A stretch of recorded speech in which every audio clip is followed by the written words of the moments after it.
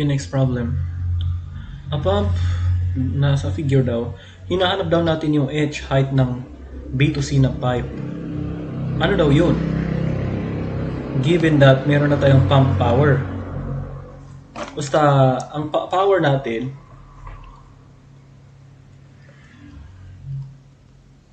equals to WQ HP pag pump. And pag pump, output yan. So, pwedeng power or pwedeng output yung tawag. Output na lang. So, yung output equals to WQHP. Tapos, yung efficiency niya, kasi yung input ay 70% efficient. Sabi niya Lambda 0 and 20 HP is delivered to the pump. Kung sinabi niya na 20 horsepower is delivered to the pump, na i-deliver daw sa pump, ibig sabihin, yun yung hinihigop niya na kuryente. And yung output, yun yung input, yung hinihigop niyang kuryente na 20 HP. Tapos yung output, yun yung yun yung nilalabas niya na power. Okay, so ang input mo ay hindi, baliktad. Ang output mo din ay 80% of input. Kung sa turbine naman, kasi baliktad. Pag sa turbine, input daw yung tawag naman sa kanya. Kasi baliktad, nang hihigop siya ng kuryente. O, yun ang input niya. Tapos output, yun yung side effect ng paghigop ng kuryente. Bumabagal ang tubig. Pero same formula din. WQHT. Ayan yung sa ano. O, siyempre, yung efficiency naman ay siyempre, output, hindi, input pala. Input is equals to percentage efficiency times output.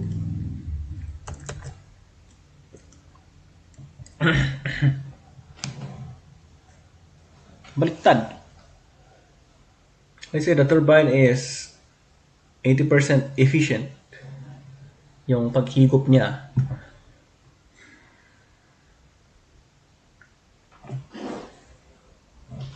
So, yun naman yun.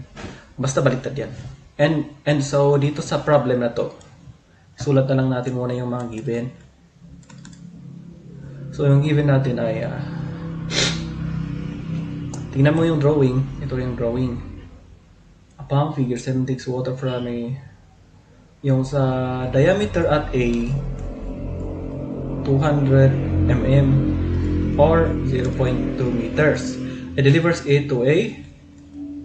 Yung dB equals din yan sa DC. Kasi discharge pipe, sabi niya. Discharge pipe in which velocity, tingnan nga natin, basahin mo natin, the pressure is, the water discharged horizontally into air. O, diba? Wala siyang nabanggit na diameter ng C. Basta sabi niya, suction pipe is yung before pump na pipe. After ng pump, lahat na ng pipe after ng pump, discharge pipe. And sabi na dito, 150 mm daw yung discharge pipe. Kaya equals daw yung dB at DC. And 0.15 meters. And yung velocity daw ng B, pati rin si C, 3.6. Eh, syempre, parehas. Kasi parehas yung cross-section nila eh. And then, the pressure is at A. Yung sa pressure naman at A,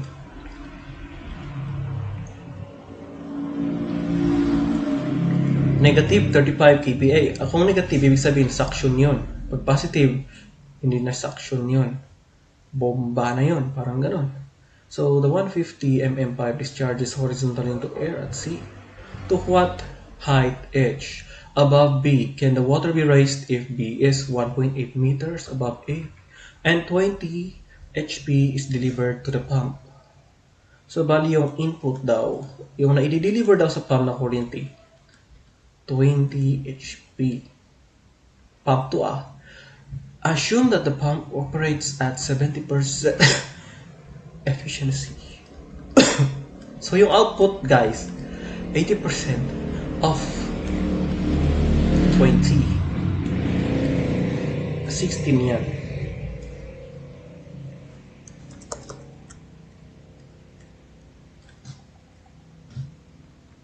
And that the frictional loss in the pipe between A and C is 3 meters. So, yung head loss niya sa lahat, total head loss, kung pinag-add mo lahat, ay 3 meters. A to C, sabi niya. So,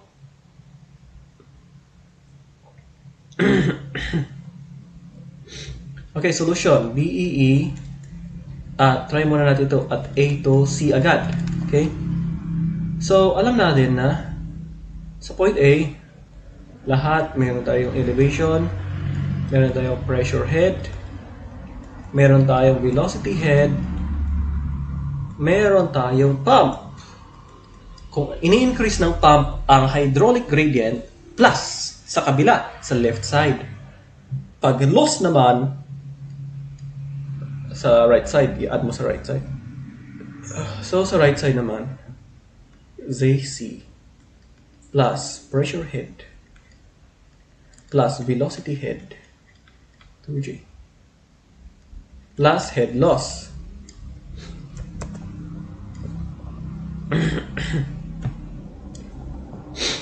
So yung ZA, yung datum natin ay, saan ba yung datum? Sabihin ko na lang dito,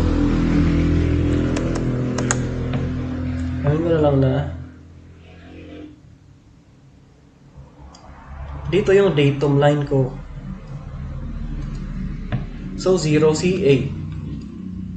And yung pressure sa A, negative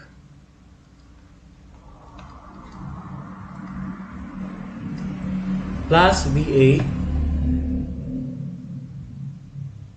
wala.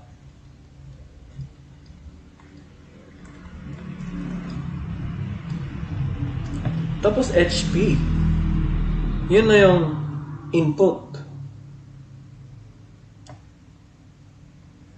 Input yan. Ay, wait lang, hindi pala. Ito yung yung head na in-increase ni pump. So, wala pa, hindi pa ito given, no? Tapos si JC, ano ang elevation, no?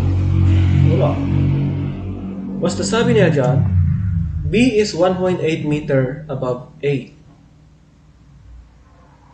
Okay? So, 1.8 meter plus H, yun yung elevation ni C. Plus PC, wala nang pressure sa C kasi lumabas na yung tubig. Maginhawa na ang buhay nila. Tapos yung BC, meron. Wala pang binigay. Pero hindi ako sigurado kung walang binigay talaga. Tignan na lang natin. So, tignan natin. Assume that the pump operates 70% efficiently. Wala talagang binigay. Ay, meron, no? 3.6 daw yung BC.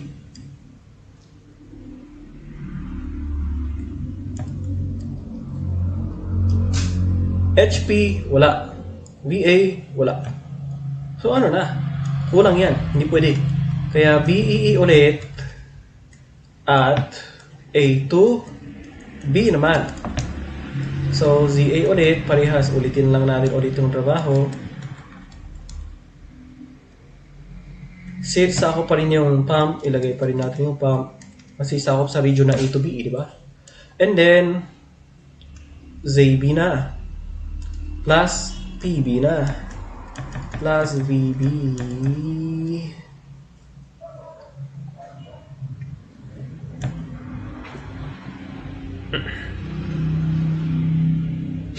Meron bang head loss? Real loss in the pipe between A and C.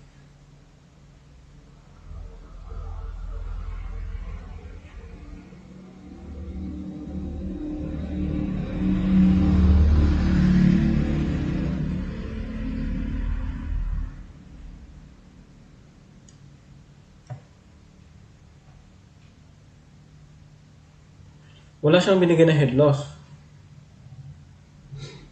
from A to B. So, kung ganoon, lagay ko na lang muna dito, HL A to B. Pero yung ZA, alam naman natin na wala yan. Ay, oo, kasi datum natin yan. PA, negative 35. Tapos,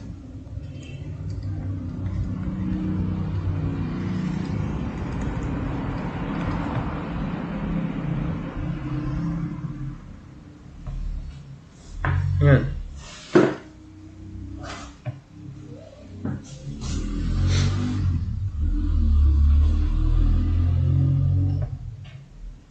ZB 0.8.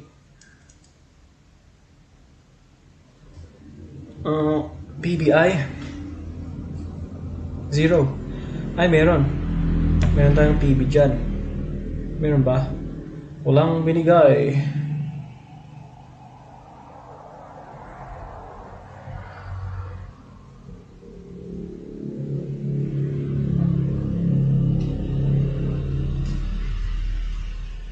Walang binigay.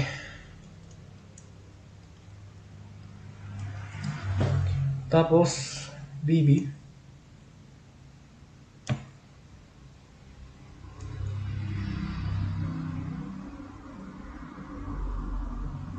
Hmm. 3.6.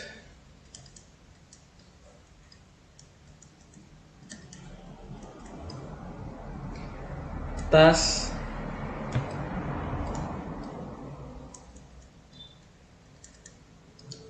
pero, what the hell?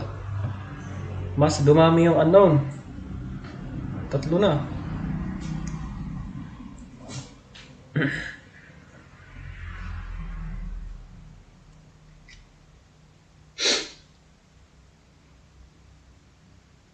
Okay, so bali, yung pump muna. So, since wala tayong makuha dyan, alam na naman natin na yung output ay equals to 16 HP, di ba? Input. 80% of input or equals na yan sa unit weight times Q times HP. And then 746, i-divide ko ng 746 para babalik siyang watts. Okay, so watts na yan. Kasi HP yan eh. So dapat HP din to. So dinivide ko ng 746. And equals ulit siya sa 9, lagi ko na lang dito, 9810 Newton meter cube. Kasi ang watts ay in terms of Newton, hindi kilonewton. Pag kilowatts, yun yung kilonewton. Tapos yung Q ay, mayroon na namang Q. Okay. Okay, mayroon pala tayong Q, no? So yung Q natin ay VA. And lahat, isang linya yan. And ang V natin ay 3.6 daw sa VB and VC. Tapos, 5.4 times area. Yung VC ay 0.15. Ay. So, bali yung Q natin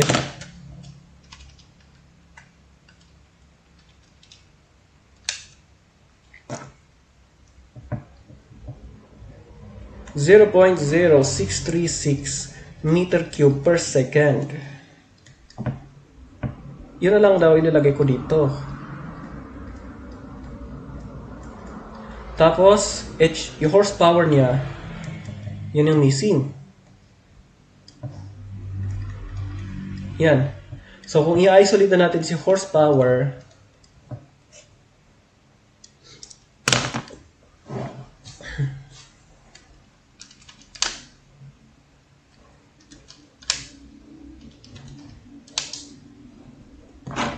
19. 19.1256 meters.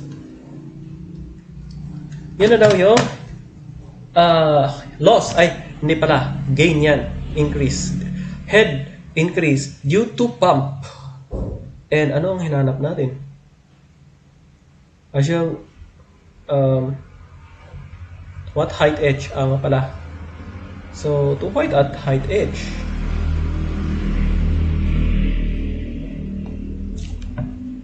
Meron na tayong HP. Meron na tayong yung VA.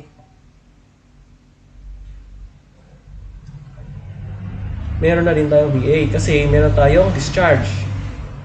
Yung discharge 0.0636.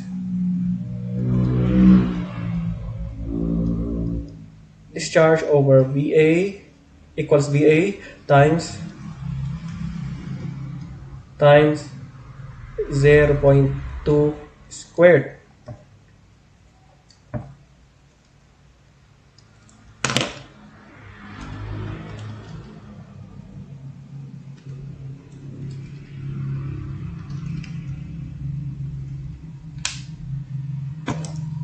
So, VA is 2.0245 meter per second. Ayan na yan. So, meron na pala tayong VA.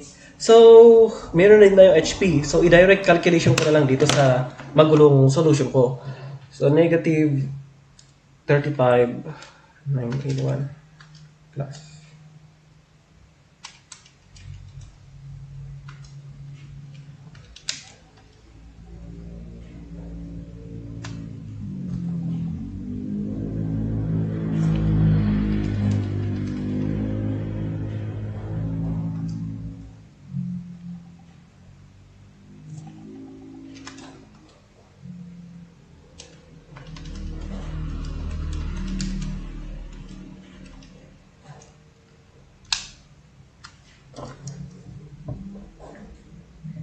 Base sa na-compute ko, ang H daw na kailangan dyan para masatisfy yung situation, yung condition 10.306 meter. I-double check natin sa sagot ni Masalino.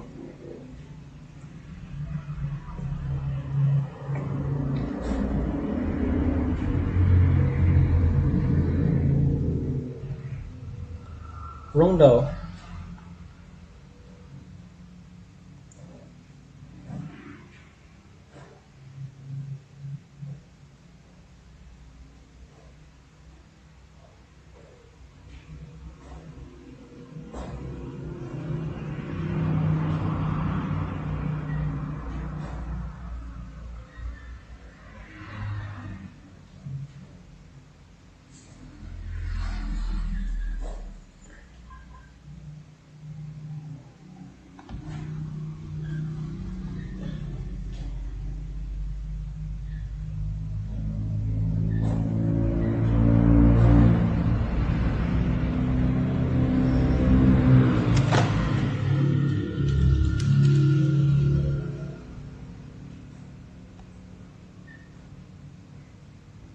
Since guys, may mali pala ako. Yung efficiency pala dito ay 70%.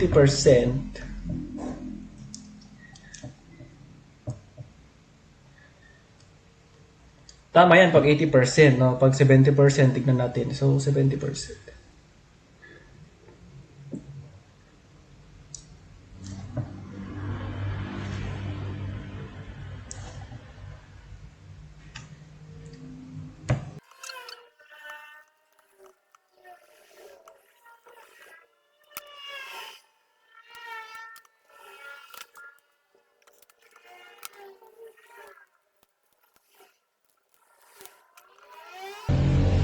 Okay, yung sagot ko naman ngayon, pag 70% ng efficiency rate, efficiency is 7.919.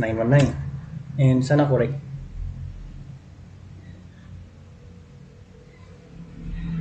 Oh, 919, i-round up natin maging 92. So, tama na. Or correct na yun. Okay, so ito yung sinasabi kong efficiency. Basta alalahanin nyo lang yung idea na output and input.